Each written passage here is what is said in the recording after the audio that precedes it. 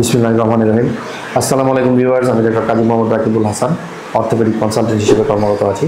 আপনাদের সবাইকে স্বাগতম আমার ইউটিউব চ্যানেল বোন অ্যান্ড জয়েন্ট কেয়ার সেন্টারের পক্ষ থেকে। আজকে আমরা জানার চেষ্টা করব আমাদের হাঁটুর ভিতরে যে মিনিসকাস থাকে, এই মিনিসকাস ইনজুরি বা মিনিসকাস আঘাতজনিত কিছু বিষয় নিয়ে। এই বিষয়টা জানা জরুরি এই জন্য যে আমি দেখি বা আমরা দেখি যে আমাদের সমাজে অনেকেই মিনিসকাস ইনজুরি নিয়ে ভুগছেন, কিন্তু আসলে তিনি কী সমস্যায় ভুগছেন এই জিনিসটা ধরতে পারছেন না, বা এই জিনিসটা আমরা অনেক সময় মিস করে যাচ্ছি, যার কারণে রুগীগুলো দীর্ঘদিন সাফারার হচ্ছে বা দীর্ঘদিন ভুক্তভোগী হচ্ছে। তো আসুন আগে সংক্ষেপে একটু জেনে নিই আসলে মিনিসকাস জিনিসটা কী। আমরা ইতিপূর্বে জেনেছি হাঁটু কী নিয়ে গঠিত, আমরা ওদিকে আর ডিটেলস যাব না। মিনিসকাসটা হলো হাঁটুর ভিতরে আমাদের দুটো, যদি আমরা বাংলায় বলি এরকম চাকির মতো থাকে, চাপকির মতো থাকে, দুই পাশে দুইটা, এই দুইটাকে বলা হয় মিনিসকাস। আসলে মিনিসকাসের কাজটা কী? সে শক অ্যাবজর্ভার হিসেবে কাজ করে।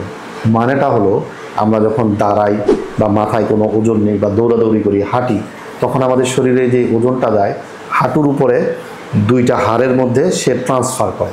তার মানে আমাদের হাঁটুটাকে অনেকটা ফ্লেক্সিবল করে দেয়, ভরটাকে কমিয়ে দেয়, যাতে আমাদের হাঁটুটা অনেক রক্ষা পায়। তার মানে খুব গুরুত্বপূর্ণ ভূমিকা পালন করে এই মিনিসকাস, এবং আমাদের হাঁটুর যে মুভমেন্ট আছে সেই ক্ষেত্রেও মিনিসকাসের গুরুত্বটা অনেক। এখন আসলে মিনিসকাস আসলে কয়টা থাকে? মিনিসকাস হাঁটুতে দুটো থাকে, একটা হলো বাইরের দিকে যেটা বলে ল্যাটারাল মিনিসকাস, আর একটা থেকে ভিতরের দিকে মিডিয়াল মিনিসকাস। মিনিসকাস ইনজুরিটা আসলে হয় কীভাবে? সাধারণত খেলাধুলাজনিত কারণে বা অ্যাক্সিডেন্টজনিত কারণে, কোনো কারণে যদি হাঁটুর মধ্যে সে আঘাত পায় তাহলেই সাধারণত মিনিসকাস ইনজুরিটা হয়। এছাড়াও বয়সজনিত কারণে ধীরে ধীরে ক্ষয় হতে হতে অনেক সময় ডিজেনারেটিভ চেঞ্জ হয়ে মিনিসকাস ইনজুরি হতে পারে। মিনিসকাস ইনজুরি হলে আসলে কি হয় বা লক্ষণটা কী হয়? প্রথমত হলো সে হঠাৎ করে হাঁটুতে আঘাত পেলে যদি মিনিসকাস ইনজুরি হয়, প্রাথমিকভাবে হয়তো হাঁটুটা একটু ফুলে যাবে, তার হাঁটতে একটু কষ্ট হবে। এই অবস্থায় যদি সে ডাক্তারের শরণাপন্ন হয় তাহলে আমরা অনেক সময় একটা ব্যাকস্ল্যাপ করে দেই, 2 সপ্তাহ রেস্ট দেই, দেখা যায় আস্তে আস্তে ব্যথাটা কমে গেল, সে আবার আগের মতো স্বাভাবিক হতে পারবে। কিন্তু পরবর্তীতে সমস্যাটা যেটা হয় যে ব্যথা কমে যাওয়ার পরে রুগী আবার যখন তার আগের জীবনে ফেরত যায় বা স্বাভাবিকভাবে হাঁটাচলা করে, তখন দেখা যায় যে মাঝে মাঝে তার হাঁটুটা ফুলে যাচ্ছে, মাঝে মাঝে ব্যথা হচ্ছে, সে একটু অস্বস্তি বোধ করতে থাকে। বা অনেক সময় এমনও হয় যে হাঁটুটা আটকে যায়, মানে হলো হাঁটুটা সে ভাঁজ করলো কিন্তু পরে আর খুলতে পারছে না, বা হাঁটুটা পুরা সোজা করলো কিন্তু পরে আর ভাঁজ করতে পারছে না।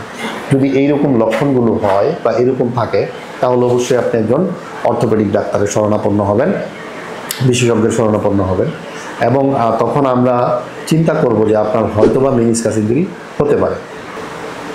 এই ক্ষেত্রে আসলে ভুলটা কী হয়? এই ধরনের রুগীরা বারবার ব্যথায় ভোগে, অনেক সময় ডাক্তারের শরণাপন্ন হয়, দেখা যায় ডাক্তার কিছু ব্যথার ঔষধ বা অ্যানালজেসিক দিয়ে দিল, সে কিছুদিন খেয়ে ভালো হলো, সে এটা ভুলে গেল, আবার যখন এরকম হলো আসলো, আবার এভাবে চলতে থাকে, কিন্তু তার প্রকৃত রোগটা যে আসলে কি সেটা কখনো ধরা পড়ে না। এবং সেটা না ধরা পড়ার পিছনে একটা বড় কারণ হলো এক্স-রে। কীভাবে সেটা? কারণ মিনিসকাস ইনজুরি এক্স-রেতে আপনি কখনো বুঝতে পারবো না। আমরা এক্স-রে করলে দেখবো প্রতিবারই এক্স-রে নর্মাল, তারপরে আমরাও বলবো যে হ্যাঁ আপনার তেমন কোনো সমস্যা নেই, ব্যথার ওষুধ দিলাম, খান ভালো হয়ে যাবে, এবং রুগীও এতেই স্যাটিসফাই থাকে। কিন্তু যেটা হয়, এইভাবে যদি সে দীর্ঘদিন মিনিসকাস ইনজুরি নিয়ে ভুগতে থাকে তাহলে ধীরে ধীরে হাঁটুটা ক্ষয় হতে থাকে, ধীরে ধীরে কার্টিলেজ ইনজুরি হতে থাকে, এবং ধীরে ধীরে তার অস্টিওআর্থ্রাইটিস চেঞ্জ হয়ে যেতে থাকে। তাহলে এ থেকে উত্তরণের উপায় কী? এ থেকে উত্তরণের উপায়টা হলো, আপনাকে যদি এরকম মনে হয় তাহলে অবশ্যই ডাক্তারের শরণাপন্ন হতে হবে, এবং ডাক্তারকে ভালো করে বুঝিয়ে বলতে হবে, আপনার সকল ইতিহাসটাকে বলতে হবে, আপনি যে আগে ব্যথা পেয়েছিলেন সেই কথাটা বলতে হবে। এবং যদি আমরা তখন চিন্তা করি যে হ্যাঁ এটা মিনিসকাস ইনজুরি হতে পারে, তখনই আমরা তাকে একটা এমআরআই করার সাজেশন দেব, এমআরআই করতে বলব।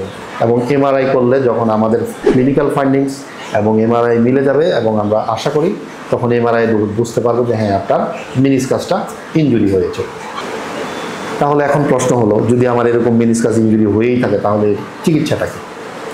এর চিকিৎসাটা হলো নির্ভর করে আপনি কতদিন পরে ডাক্তারের কাছে গেলেন। যদি এটা অ্যাকিউট হয়, মানে আপনি অল্প কয়েকদিনের মধ্যেই গেলেন, হতে পারে 3 সপ্তাহ মধ্যে আপনি ডাক্তারের শরণাপন্ন হলেন এবং এমআরআই করে দেখা গেল মিনিসকাস ইনজুরি পাওয়া গেল, তাহলে অনেক সময় আমরা আর্থ্রোস্কোপি রিপেয়ার করে দিই মিনিসকাস, মানে মিনিসকাস যেটা ছিঁড়ে গেছে এই ছিঁড়া মিনিসটাকে আমরা আর্থ্রোস্কোপিক্যালি জোড়া লাগিয়ে দিই, সেলাই দিয়ে দিই। আর যদি এমন হয় আপনি দীর্ঘদিন পরে গেলেন, আপনি ক্রনিক হয়ে গেল বিষয়টা, 1.5 মাস 2 মাস পরে গেলেন, তাহলে অনেক সময় আমাদের সেটা রিপেয়ার করলে হয় না, তখন আমাদেরকে পার্শিয়াল মিনিসেক্টমি করতে হয়, মানে হলো কিছুটা মিনিসকাস কেটে ফেলে দিতে হয়, এবং সেটা অবশ্যই আর্থ্রোস্কোপিক্যালি করা হয়।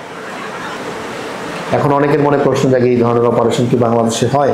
হ্যাঁ, বাংলাদেশে অহরহই হচ্ছে, বিশেষ করে যারা আর্থ্রোস্কোপি সার্জন তারা করতেছে, এবং এটার রেজাল্ট আলহামদুলিল্লাহ খুব ভালো। যদি কারো এরকম ইনজুরি থাকে এবং সে যদি অপারেশন সঠিক সময় করায়, তাহলে সে ব্যথামুক্ত হয়ে যাবে এবং আগের মতো স্বাভাবিক জীবনে ফেরত যেতে পারবে। আর অপারেশন পরবর্তী রিহ্যাবিলিটেশন প্রোটোকল, মানে যেই এক্সারসাইজগুলো থাকে, যেই নিয়মগুলো থাকে, এগুলো সঠিকভাবে মানতে হবে, ফলো করতে হবে, তাহলে রিকভারি ইনশাল্লাহ 100%। তো ধন্যবাদ সবাইকে এতক্ষণ আমাদের সাথে থাকার জন্য। আমরা খুব সংক্ষেপে মিনিসকাস ইনজুরি নিয়ে একটু বোঝার চেষ্টা করলাম, ইনজুরি হলে আমাদের কি করতে হবে সেটা বোঝার চেষ্টা করলাম, কী চিকিৎসা নিতে হবে সেটাও বলার চেষ্টা করলাম। তো সবাই ভালো থাকবেন, সুস্থ থাকবেন, আমাদের চ্যানেলটি সাবস্ক্রাইব করবেন, লাইক কমেন্ট শেয়ার দিয়ে আমাদের পাশে থাকবেন। ভালো থাকুন, সুস্থ থাকুন, বি ডাইনামিক, বি হেলদি।